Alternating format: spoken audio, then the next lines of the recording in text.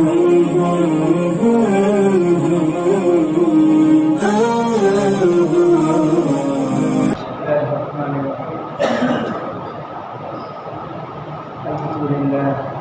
لله نحمده ونستعينه ونستغفره ونؤمن به ونتوكل عليه ونعوذ بالله من شرور أنفسنا ومن سيئات أعمالنا ونعوذ بالله من شرور أنفسنا ومن سيئات أعمالنا ونعوذ بالله من شرور أنفسنا ومن سيئات أعمالنا من يهده الله فلا مضل له ومن يضلل فلا هادي له ونشهد أن لا إله إلا الله وحده لا شريك له ونشهد أن سيدنا ومولانا محمدا عبده ورسوله صلى الله عليه وعلى آله وأصحابه وأتباعه أما بعد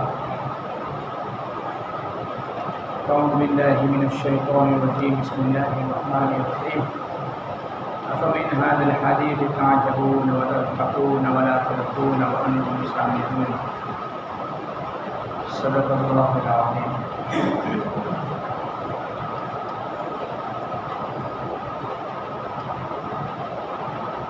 بڑے محترم دوست بزرگوں،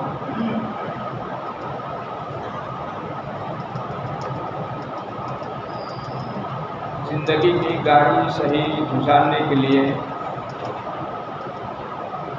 خوف خدا اور خشیت الہی کا ہونا ضروری ہے. جتنا ہمارے دلوں کے اندر اللہ کا خوف ہوگا، خشیت الہی ہوگی، اتنا ہی اللہ کے احکامات کا پورا کرنا آسان ہوگا. آدمی چاہے سفر میں ہو، حضر میں ہو، کسی بھی جگہ ہو، دل کے اندر اللہ کے سامنے کھڑے ہونے کا استحضار، اللہ کا ڈر، خوف، خشیت اگر دل کے اندر ہے تو ہر حال میں اللہ کے حکم کا پورا کرنا آسان ہوگا. جب انسان کوئی گناہ کرتا ہے، کوئی نافرمانی کرتا ہے، اس کی وجہ یہ ہے کہ اس کے دل میں یا تو اللہ کا خوف بالکل نہیں ہے، یا ہے جتنی کی ضرورت ہے. آدمی کو بہت بڑی بیماری لگ جائے، اس بیماری کا ڈوز بھی اتنا ہائی فائی ہوتا ہے.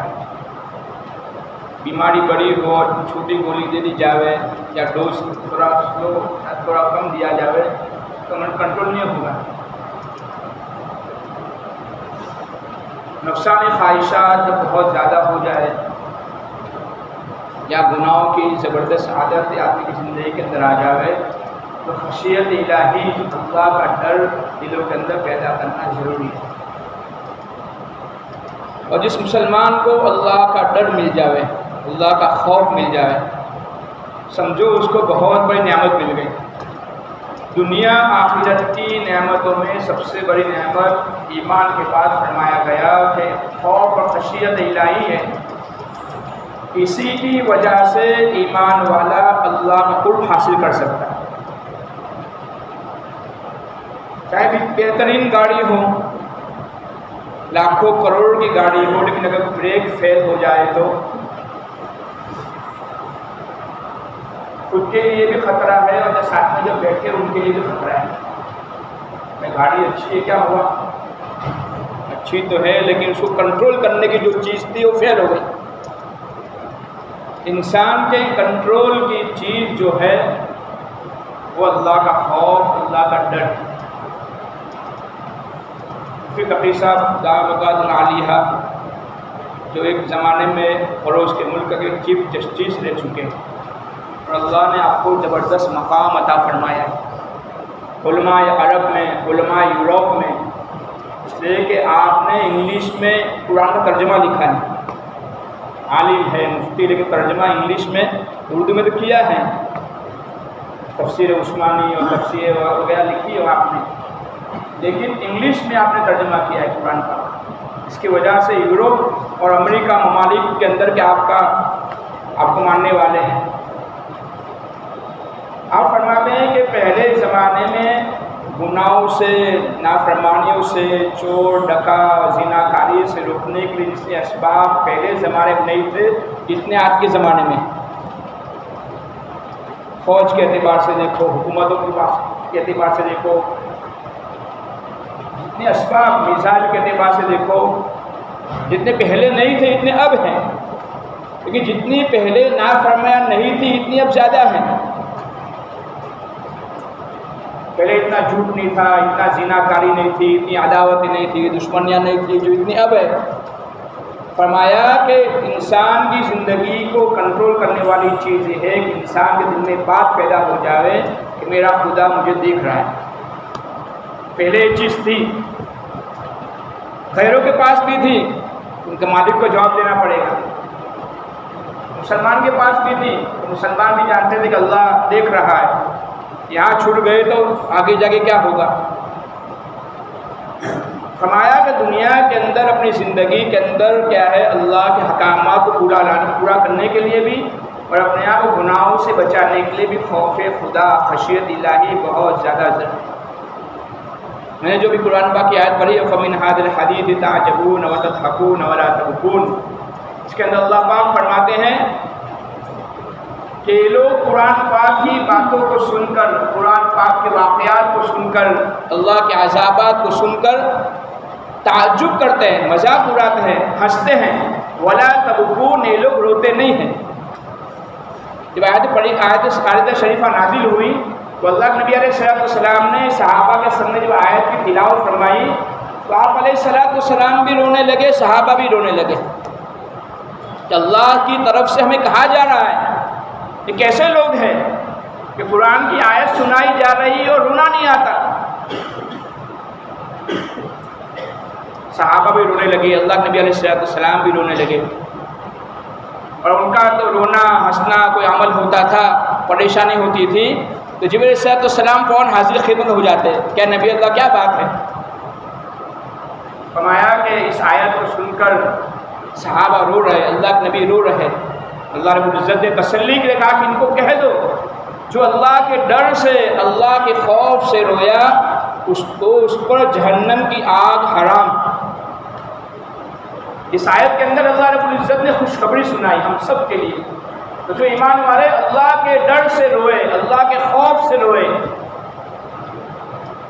جب دل نرم ہوا کرتے تھے اور دلوں کے اندر کیا نرمی ہوا کرتی تھی، جو زمین نرم ہوتی ہے پانی کو بہت جلد جذب کر لیتی ہے، اور جو زمین سخت ہوتی ہے پانی اوپر سے چلا جاتا ہے۔ جیسے بہت زیادہ بارش کی بات کی، روڈ بن گئے تو زیادہ ٹھنڈک نہیں ہوئی کیونکہ زمین کے اندر پانی نہیں گیا تو بخارا ختم نہیں ہوا۔ دل کی زمین جب نرم ہوتی ہے اور دل کی زمین کے اندر اللہ نرمی پیدا فرماتے ہیں، اس لیے فرمایا گیا شقاوت قلبی، دل کی سختی سے اللہ سے پناہ مانگو۔ اللہم انی اعوذ بک من الشقاق والنفاق، دونوں صفتیں جو بیان فرمائیں اس دل کی ہے، من الشقاق والنفاق، شقاق کی ایک دل کی صفت ہے اور نفاق دل میں رہتا ہے۔ یا اللہ میں شقاق یعنی شقاوت قلبی، سخت دلی سے پناہ مانگتا ہوں، جو سخت دلی کی وجہ سے مجھے رونا نہ آوے، میری آنکھیں خشک ہو جاوے، گناہ کے بعد بھی میں رو نہیں، عذابات کو سننے کے بعد بھی رو نہیں، بڑھاپا بھی مجھے رونا نہ آوے، جوانی بھی مجھے رونا نہ آوے۔ ایسی سخاوت قلبی سے میں اللہ پناہ مانگتا ہوں، اور ایسی نفاق سے پناہ مانگتا ہوں جو دنیا کے نفاق چل رہا ہے۔ ایک مرتبہ صحابی نے عرض کیا نبی اللہ صلی اللہ علیہ وسلم من نجات کس چیز میں؟ پھر صحابی کہے نبی اللہ صلی اللہ علیہ وسلم ایسی نصیحت کرنا جو مختصر ہو، جو مجھے یاد رہے اور میرے لیے عمل کرنا آسان ہو۔ جیسے ہم شارٹ مانگتے ہیں نا، شارٹ کٹ، کیا ایسا عمل بتائیے ہو جس کے ذریعے سے کیا ہے میرے لیے عمل کرنا بھی آسان ہو، مشکل بھی نہ ہو، کیونکہ میرے پاس زیادہ مال نہیں ہے کہ مال کے ذریعے سے میں اللہ کا قرب حاصل کروں۔ تو آپ نے فرمایا اپنی زبان پر کنٹرول کرو۔ کرنا آسان ہے کہ نہیں بھائی؟ علامہ رجانی رحمۃ اللہ علیہ فرماتے ہیں کہ زبان کے بارے میں فرمایا کہ جرمہ صغیر جرمہ کبیر، جرمہ اس کی سائز بہت چھوٹی ہے زبان کی، کہ اللہ نے بہت چھوٹی بنائی ہے، اتنی زبان سائز بنائی ہے، جرمہ کبیر، لیکن اس کے جرم، اس کے گناہ بڑے بڑے، اس کی نیکی بھی بڑی بڑی ہے، اس کے گناہ بڑے بڑے ہیں۔ یہاں تک فرمایا کہ زبان کی نیکی کے ذریعے سے آدمی جنت کے درجات حاصل کر لیتا ہے، اور زبان کی بربادی اور گناہ کی وجہ سے جہنم کی تہہ تک پہنچ جاتا ہے۔ ایک تو فرمایا کہ اپنے امسک علی لسانی، کہ اپنی زبان کی حفاظت کریں۔ دوسرا فرمایا اپنے گھر کو کشادہ بنا دیو، کہ تمہارا دل گھر میں لگے، یہاں کھایا باہر، یہاں بیٹھے باہر کا زیادہ مت رکھیو، کہ مسجد کے اندر اور گھر میں زندگی گزاریو۔ بازار کے شیطان کے اڈے ہیں، وہاں نافرمانیاں ہوتی ہیں، وہاں دل نرم نہیں ہوتا، دل سخت ہوتا ہے، یہ عمل کرنا آسان ہے۔ اور کسی جو اللہ کے نبی ارشاد فرمایا اپنے خطاؤں پر روتے رہیو، تنہائیوں میں بیٹھ کر اپنے گناہوں کو یاد کریو۔ گھر میں بیٹھو گے تنہائی کے اندر، مسجد میں تنہائی میں بیٹھو گے تو گناہ یاد آئیں گے، اور جب گناہ یاد آئیں گے تو گناہوں سے بچنا آسان ہوگا اور رونا آسان ہوگا۔ ایک بار اللہ کے نبی علیہ السلام نے قرآن پاک کی آیت یا ایھا الذین آمنوا قوا انفسکم واہلیکم نارا وقودھا الناس والحجارہ، کہ ایمان والو اپنے آپ کو اور اپنے گھر والوں کو جہنم سے آگ سے بچاؤ، اس لیے کہ جہنم کا ایندھن انسان اور پتھر ہوں گے۔ آگ جو جلائی جاتی ہے، ہمارے گھر کا ایندھن کیا ہے؟ گیس ہے، یہ گیس کے ذریعے سے آگ جلائی جاتی ہے۔ جہنم کس سے جلائی جائے گی، بھڑکائی جائے گی؟ فرمایا گیا کہ انسان اور پتھر سے۔ پھر آپ نے ارشاد فرمایا کہ اللہ رب العزت جب جہنم بنائی تو 1000 سال تک اللہ نے جہنم کو تیز کرتے رہے، جہنم کو بھڑکاتے رہے، یہاں تک کہ وہ جہنم سرخ ہو گئی۔ پھر آپ نے جہنم کی آگ کو 1000 سال اور تیز کی اور جلاتے رہے، تو جہنم کی آگ زرد ہو گئی، پیلی ہو گئی۔ پھر آپ نے فرمایا کہ جہنم کی آگ کو اللہ نے 1000 سال تک اور جلائی، یہاں تک کہ وہ سیاہ ہو گئی، کالی ہو گئی۔ فرمایا جب سے جہنم بنی ہے وہاں سے لے کر آج تک جہنم کی لپٹیں بند نہیں ہوئی، جہنم کا کیا بھڑکاؤ بند نہیں ہوا، بڑھتا ہی جا رہا ہے۔ وہ صحابہ جو اللہ کے نبی علیہ السلام کی صحبت میں رہا کرتے تھے، جن کے دل نرم ہوا کرتے تھے، جن کے دلوں میں اللہ کا خوف ہوا کرتا تھا، اللہ کے نبی علیہ السلام بھی جہنم کی تذکیرے سے روئے اور صحابہ بھی روئے، یہاں تک کہ روئے کہ ہچکیاں بن گئی۔ کون جب علیہ السلام تشریف لائے، حضرت خدمت ہوئے اور کہا اللہ جل جلالہ 3 قسم کھا کر فرما رہے ہیں، میرے عزت کی قسم، میرے جلال کی قسم، میرے عرش کی قسم، جو لوگ جہنم کے خوف سے، اللہ کے خوف سے روئیں گے، اللہ قسم کھا کر فرماتے ہیں کہ جہنم کے قریب تک نہیں جائیں گے، جہنم کے قریب تک نہیں جائیں گے۔ تو اعمال، جس اعمال کی وجہ سے جہنم کا آدمی حقدار بنتا ہے، جو گناہ جو جہنم کے قریب لے جاتے ہیں، اب سوال پیدا ہوتا ہے کہ کون سے اعمال ہیں، کون سے گناہ ہیں جو جہنم کے قریب لے جاتے ہیں؟ بہت سارے گناہ ہیں۔ ایک کتاب ہے مرنے کے بعد کیا ہوگا، ایک کتاب ہے مرنے کے بعد کیا ہوگا، اس کا مطالعہ کرنے کی ضرورت ہے، اس کو پڑھنے کی ضرورت ہے کہ مرنے کے بعد کیا کیا عذابات ہیں، کن کن منزلوں سے آدمی کو گزرنا ہے، موت کی منزل، قبر کی منزل، محشر کی منزل، پل صراط کی منزل، وہاں سے انسان کو گزرنا ہے، اور وہاں سے گزر کر جیسے اعمال، جیسے زندگی جیسا کیا ہوگا ایسے کیا ہے اعمال ایسا بدلا دیا جائے گا۔ تو اس کے ذریعے سے اللہ کا خوف، اللہ کا ڈر دل کے اندر پیدا ہوتا ہے۔ علماء لکھا ہے کہ خشیت الہی، اللہ کا ڈر کیسے پیدا ہوگا؟ سب سے پہلی اس کی وجہ بیان فرمائی اللہ والوں کی صحبت، نیک لوگوں کی صحبت کی وجہ سے خوف خدا پیدا ہوگا، جن کے دلوں میں اور جن کا دل اللہ کے خوف سے کیا روشن ہے، جن کے دلوں میں اللہ کی محبت بڑی ہوئی ہے، جن کے دل اعمال سے نور ہے، ان کے پاس جب بیٹھا جائے گا تو اعمال کے نور، وہ خشیت کا نور، وہ اللہ کے خوف کی روشنی انسان کے دل میں منتقل ہوگی، اس کی وجہ سے اللہ کا خوف دلوں کے اندر پیدا ہوگا۔ خوف پیدا کرنا ضروری ہے، بغیر خشیت کی زندگی گزارتے رہیں، زندگیوں میں اعمال تو آئیں گے، ڈر پیدا نہیں ہوگا، خوف پیدا نہیں ہوگا جیسا خوف پیدا ہونے کی ضرورت ہے۔ اس لیے پہلی چیز بتائی کہ اللہ کا خوف پیدا کرنے کے اللہ والوں کی صحبت۔ موم بتی کو روشن کرنا ہو، دوسری موم بتی کے پاس لے جاؤ، جلتی ہے، اس کے قریب لے جائیں گے، کیا ہوگا؟ جو موم بتی نہیں جل اس کو جلا دے گی۔ کیا ہوا؟ جل رہی تھی، روشن تھی۔ جن اللہ والوں کے دل روشن ہے، گناہوں سے دور ہے، نیکیوں سے روشن ہے، جب اللہ والوں کی صحبت اختیار کی جائے گی، نیک لوگوں کے پاس جایا جائے گا، بیٹھا جائے گا، اس کی وجہ سے دل نرم ہوگا اور دل کے اندر اللہ کا خوف و تقوی پیدا ہوگا۔ اور دوسری چیز بتائی مراقبہ۔ مراقبہ کا مطلب ہے کہ آدمی روزانہ 10-15 منٹ نکالے، اپنے ذہن کو دنیا سے بالکل فارغ کر لے، تنہائی میں مسجد میں بیٹھ کر یا گھر میں بیٹھ کر، تنہائی میں بیٹھ کر کیا ہے، اپنے گناہوں کو یاد کر کے، اور گناہوں کو یاد کرنے کے ساتھ ساتھ اللہ کے عذابات کو یاد کرے، اور پھر اللہ کے دل میں معافی مانگے۔ فرمایا گیا کہ اپنی موت کا استحضار ہو۔ تھوڑا مراقبہ، یہ مراقبہ بھی اعمال پر چلانے کے لیے قوت پیدا کرتا ہے۔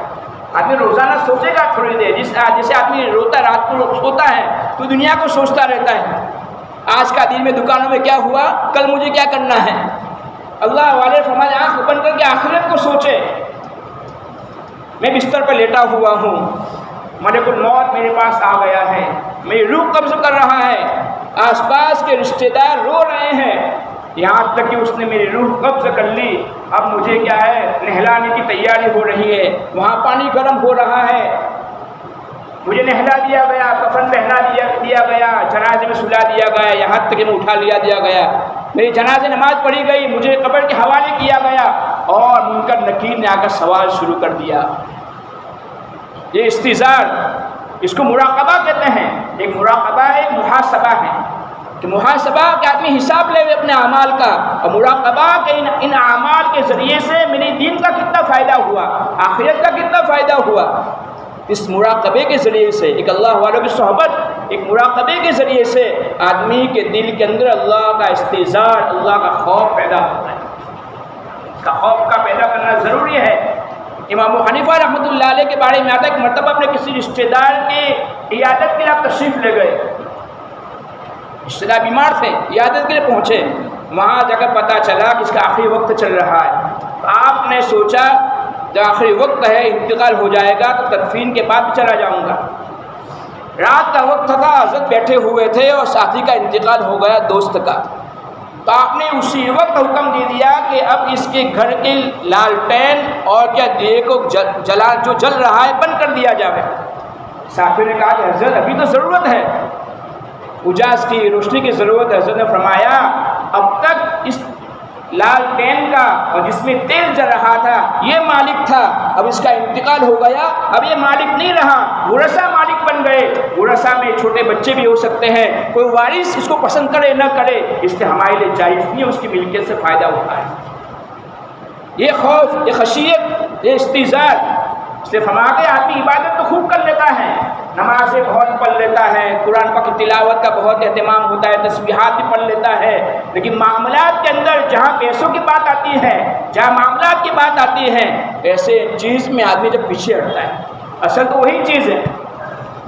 تھانوی رحمۃ اللہ علیہ ایک مرتبہ سفر فرما رہے تھے سہارنپور سے کانپور، اور تھانوی رحمۃ اللہ علیہ کا اکثر قول تھا کسی کو قطب بننا ہو، ولی بننا ہو، کسی اور کے پاس جاوے، انسان بننا ہو میرے پاس آوے۔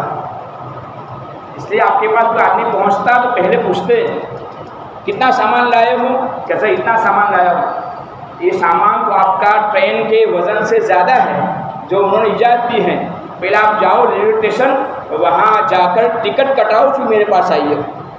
کہ معاملات کی کمزوری کی وجہ سے کوئی اللہ تک نہیں پہنچ سکتا۔ ایک مطلب سفر فرما رہے تھے، آپ کے پاس سامان زیادہ تھا، آپ نے کہا بھائی سامان کا ٹکٹ کٹوایا، لوگوں نے کہا حضرت اندر جو ٹی سی ہے، جو اندر گارڈ ہے ہمارا پہچان والا ہے، آپ کو کانپور تک پہنچا دے گا، کوئی پریشانی نہیں ہوگی۔